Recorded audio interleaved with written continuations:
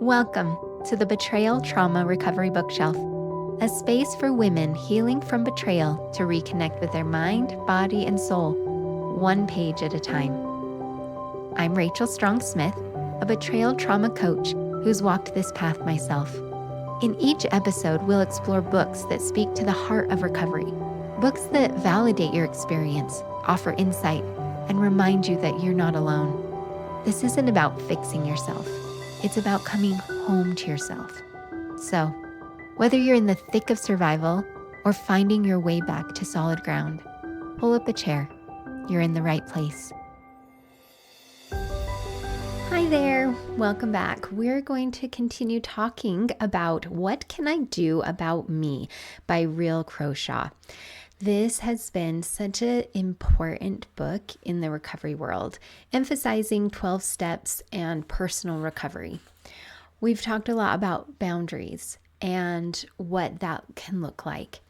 In Ryl's book, she has a section about self-care. I really like this concept of self-care because it actually is just boundaries. Self-care has a lot of stigma around it, words, but it really is just boundaries, because boundaries are what I need to honor me, take care of what I need. And so that's all that self-care is. I'm going to just share what Ryhll talks about with self-care and then share some of my experiences. Ryhll talks about that when she finally understood that she needed to pursue her own recovery, she realized that she didn't know how to feel or recognize her feelings or how to express them, and she was just busy. She says, when trauma enters our lives, it's vital to slow down and quiet the craziness, care for ourselves, and regain perspective. We would do well to ask ourselves, how do I feel? What do I need right now? And those are simple questions that are actually really difficult to ask. Ryhll lists just some ideas for self-care. I'm just going to read those off. They're pretty basic. Take a walk, listen to music, cry, take a 20-minute power nap, sleep, eat well, make time for meditation, slow down your life, don't compare yourself, do something just for you, be present, write in your journal, study your scriptures, and pray. So that comprehensive list, and get the book. Ryhll talks about details and her ideas of self-care. I want to just talk about my experience also with self-care. It seemed like a really selfish thing to do. And it seemed like I didn't actually have time to do self-care because I had things I needed to do. Even in recovery, I needed to get recovered, right? So I thought I needed to hustle my way through recovery, which turns out is not what it looks like. It's actually in the slowing down that I found real recovery. And like I said in the beginning, self-care is just boundaries, living boundaries. When I really could understand the precious nature of my own self, which takes its own work, when I could really understand that I am precious, that I am worth caring for, that I am not a robot, I am not somebody's object, I am not here just to soothe people and make them feel good. That isn't my sole purpose. I'm a person. When I could really integrate, that is when I could do self-care. Because if I didn't think that I was worth caring for, why would I care for myself? Truly, I didn't think that I was worth taking the time to care for myself. I had deadlines, things to do. I was a mother. I was a wife. I was a community member. I was helping in my church. I was go, doing. I thought if I did more doing, then maybe that worth would come more easily, that maybe I could understand my worth. And this was pretty unconscious for me until I brought it to consciousness in my support system. Then I could say, oh, wait, I'm doing, and I still do not feel my worth. So it was when I slowed down, really got to the heart of what my worth is. And like I said, this was and continues to be a process with support and really looking at those core beliefs of what my worth is and digging in there and really feeling it and coming to terms with, oh, I have attached my worth to what I do, what I accomplish, even what people think of me. For me, that one, what people think of me, was a pretty big motivation to do specific things. I guess my Achilles heel is if somebody thinks that I am mean or bad or not good enough.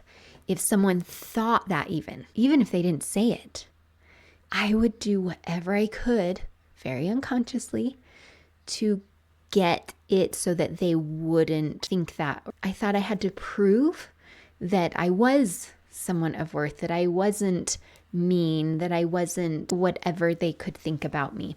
And what happened in that is I lost myself. I let other people determine whether or not I was doing it right or a good person. Once I started facing that belief, I started looking at that and going, where is that? What is that? What does that feel like? And it's not a matter of, oh, well, now I know. So the end, it's not about cognitively understanding that. I have had to and continue to integrate that into my body and embody what does my own self-worth feel like. So what does this really have to do with self-care? I believe that we cannot care for ourselves if we do not think we are worth caring for. We can talk all day long about the lists of self-care, and that's great. They're great ideas and there are things to do. If I do not think that I am worthy of that care, I will never do it. That is something that I focus on in my coaching with my clients is really taking a look at that. What are the core beliefs about me? What have I placed my identity on? What do I think about my worth? And am I worth caring for? That work takes a lot of introspection, emotional energy, and showing up and leaning into that discovery, that curiosity place. That's the foundation for just basic self-care. That's the foundation for just, okay, do I feel like I am worth getting enough sleep at night? Am I worth taking that time to recharge? Whatever that recharge looks like, what do I need? In addition to knowing my worth as a foundation for caring for myself, I'm also learning about who I am. What do I enjoy? What does bring me fulfillment? And that, again, seems like a very simple thing, but when you've experienced trauma, you have detached from yourself. A lot of women that I work, they don't know what color they like. They don't know what their favorite food is. They don't know what they enjoy for recreation. I count myself in that. I really had lost it because in the turmoil of the betrayal trauma, even if you don't know about the betrayal yet, there is a lot happening with walking on eggshells, trying to minimize myself so that I don't create conflict. I am hustling a lot so that I can achieve, so that I am worthy. And here we are back at the worthy part. The self-care is really based on understanding my inherent worth and that I am a precious being just by existing, just by being alive. Again, that is a big thing. And I continue to work on that. We all continue to work on that. The other part is to know myself, try some things, see what I like, What does bring me joy and fulfillment? Something for me that was a little hang up on self-care was I thought it had to look a certain way.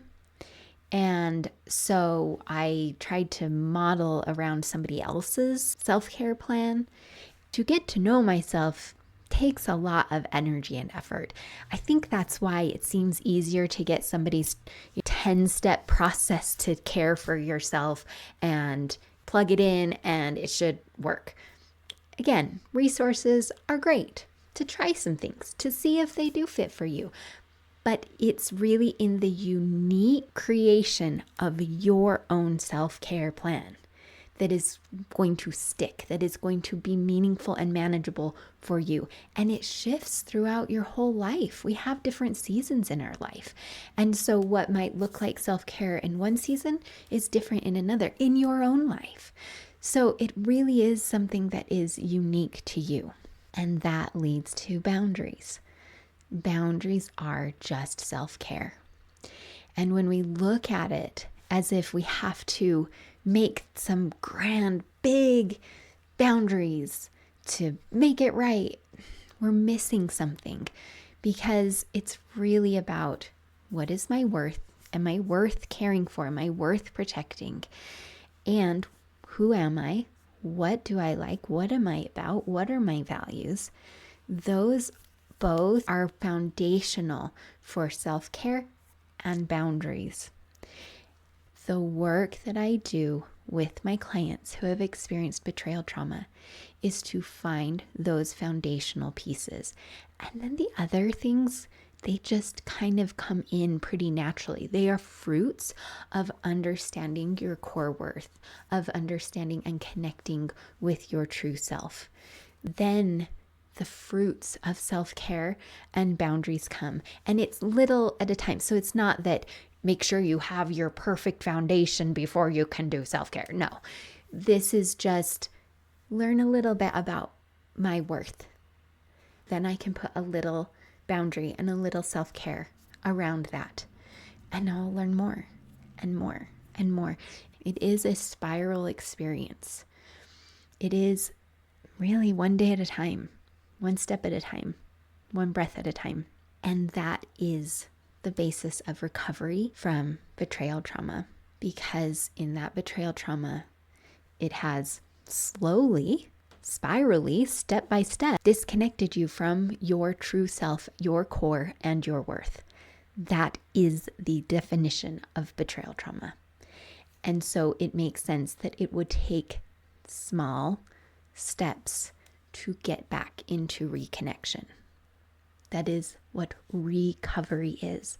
We are recovering our true self that is actually already there, that got buried in the trauma and the experiences, because of course it did.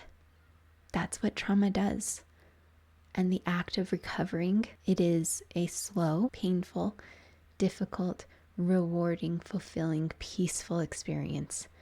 All of it. Thank you for taking some time to be with me, talking about self-care boundaries and the foundation of inherent worth and connecting to self. Like always, take what resonates and leave the rest. And I'll see you next week. Bye. Thanks for joining me today on the Betrayal Trauma Recovery Bookshelf. If something from this episode spoke to you, share it with a friend or come connect with me online. You can find me on Instagram and Facebook at Rachel Strong Smith. And if you want to go deeper, sign up for my email newsletter, where I share grounded support, personal insights, and practical tools to help you reconnect with yourself. Remember, healing isn't a straight line. It's a spiral, and every step towards yourself matters. So until next time, take gentle care.